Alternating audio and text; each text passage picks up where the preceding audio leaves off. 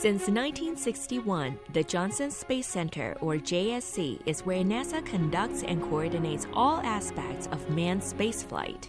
Its main function is to plan and oversee missions into space. From the Gemini, Apollo, and Skylab projects to the Space Shuttle program, and now the International Space Station, all NASA space missions have been controlled from JSC's Mission Control Center. Holly Ridings is a flight director.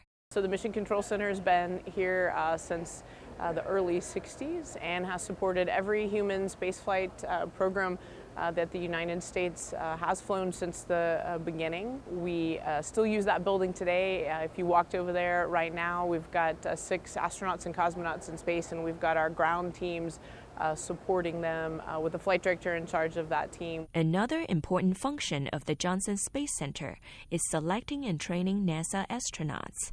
Every NASA astronaut receives rigorous training at state-of-the-art facilities before going into space. The building that we're in right now actually is what we call our mock-up training facility, so life-size parts of the International Space Station where you can really get a feel for how things are put together. We do a lot of emergency training in these modules so that the crew learns where to go and what to do if something goes wrong on the space station. The Neutral Buoyancy Lab is a very large pool that simulates the weightless conditions of spaceflight. Astronauts can practice spacewalking in full-size modules of the space station.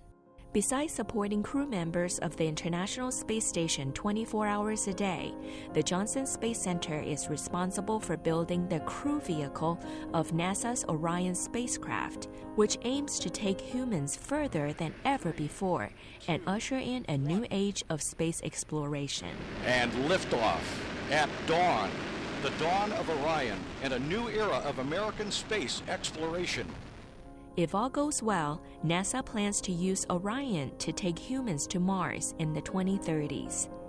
Ridings encourages space fans everywhere to find ways to participate in human space exploration. From a worldwide perspective, there is room and space for all of us to do, really wonderful things together, and we need to really advance that, for just the human species. And so, even if you don't have space in your country, there is a way to get involved. I would just be positive and be excited and look for ways to help.